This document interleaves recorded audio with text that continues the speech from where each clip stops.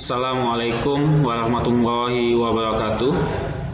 Alhamdulillahirabbil alamin wassalatu wassalamu ala asrofil anbiya'i wal mursalin wa ala alihi washabbihi ajmain.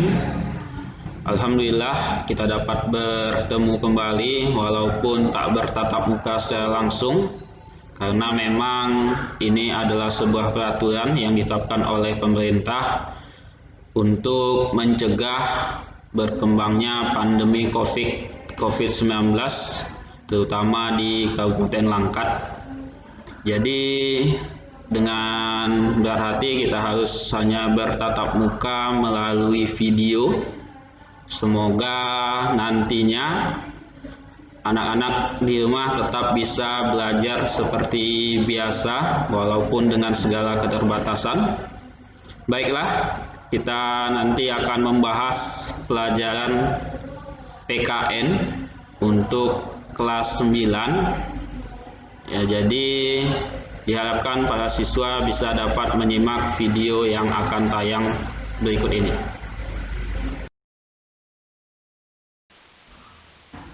Pada pertemuan pertama di materi bab 1 untuk mapel PKN, kita akan membahas tentang dinamika perwujudan Pancasila sebagai dasar negara. Ya, di sini disebutkan pula beberapa tujuan pembelajarannya. Bisa kalian baca dengan baik.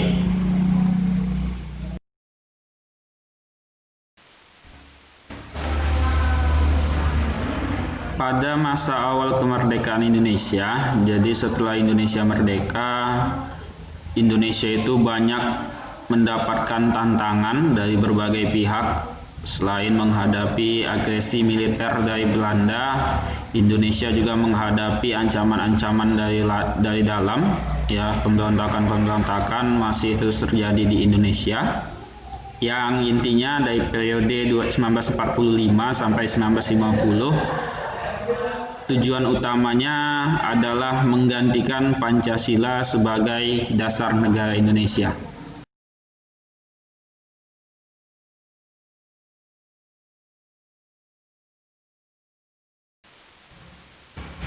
Adapun upaya-upaya pemberontakan tersebut antara lain adanya pemberontakan PKI di Madiun, kemudian pemberontakan di ITII di berbagai wilayah, terutama juga di Jawa Barat dan Jawa Tengah. Ada juga Andi Agis dan pemberontakan RMS.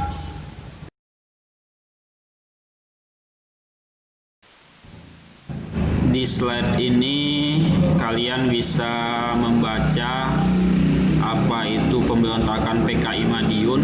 Di sini tertulis tahun kejadiannya, kemudian dipimpin oleh siapa, kemudian juga korban-korbannya dan tujuan utama dari pemberontakan tersebut.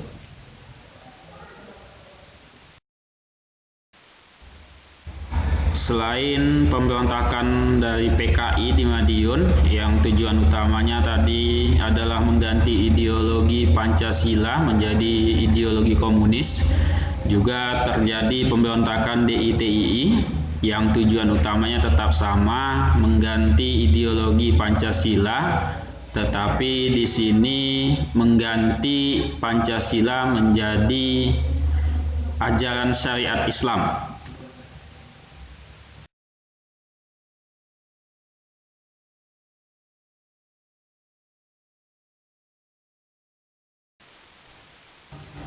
Di periode selanjutnya, yaitu tahun 1950 sampai dengan 1959, cenderung diarahkan sebagai ideologi liberal. Ya, jadi terjadi juga guncangan stabilitas pemerintahan pada masa itu.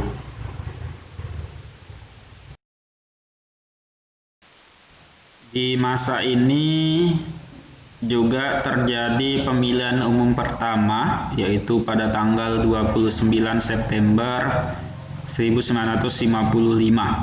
Jadi ini adalah pemilu pertama di Indonesia.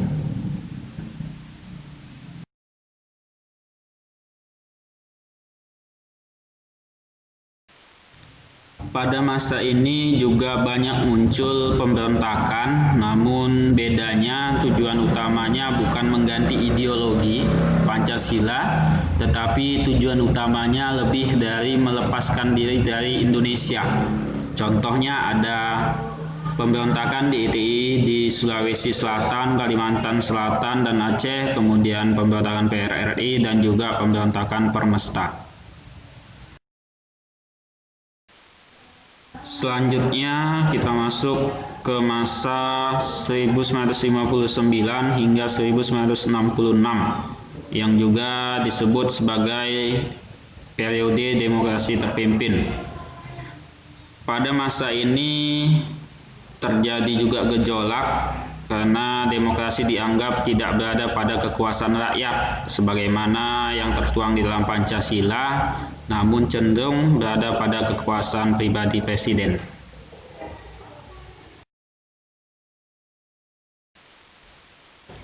Pada masa ini juga terjadi suatu peristiwa yang sangat besar yang tercatat di sejarah Indonesia, yaitu terjadinya peristiwa pemberontakan PKI atau juga dikenal dengan G30 SPKI, yaitu peristiwa yang terjadi pada tanggal 30 September 1965. Pada saat itu PKI berusaha merebut kekuasaan, disertai dengan pembunuhan 6 perwira tinggi dan juga seorang ajudan jenderal AH Nasution.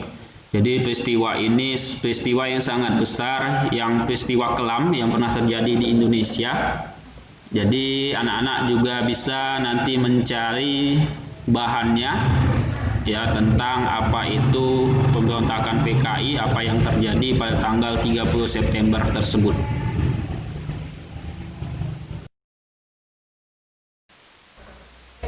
Pada awal tahun 1966, tepatnya 12 Januari, terjadi demonstrasi mahasiswa dan rakyat.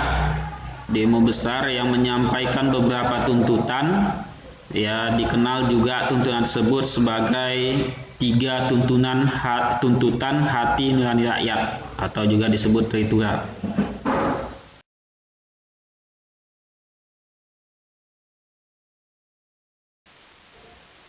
Untuk isi dari tuntutan tadi bisa juga kalian ingat, bisa juga dicatat apa saja. Adapun itu seperti bubarkan PKI beserta ormas-ormasnya, bubarkan kabinet dari unsur-unsur PKI, kemudian juga turunkan harga beberapa macam bahan kebutuhan pada saat itu. Setelah terjadi aksi besar di tahun 1966 tadi, maka dimulailah masa Orde Baru yang pada saat itu dipimpin oleh Bapak Jenderal Soeharto yang diharapkan dapat melaksanakan Pancasila dan juga Undang-Undang Dasar Negara Republik Indonesia tahun 1945 dengan murni dan konsekuen. Ya, jadi anak-anak, mungkin untuk pertemuan pertama kita kali ini sampai di sini dulu. Selanjutnya kita akan membahas bagaimana penerapan Pancasila di masa Orde Baru dan seterusnya. Ya, dan juga nanti akan kita bahas tentang di masa reformasi sampai dengan saat ini. Jadi anak-anak diharapkan dapat membuat ringkasan di buku tentang materi yang saya sampaikan kali ini. Bisa kalian pause videonya, kemudian dicatat mana yang penting. Nanti akan diberitahukan kapan waktu untuk mengumpulkan catatan tersebut. Baiklah, semoga kalian tetap sehat di rumah, tetap jaga kesehatan. Utamakan tidak terlalu sering bepergian yang tidak penting, kalaupun terpaksa menggunakan masker, dan juga jangan lupa cuci tangan. Inilah yang bisa saya sampaikan. Billahi taufik wal hidayah. Wassalamualaikum warahmatullahi wabarakatuh.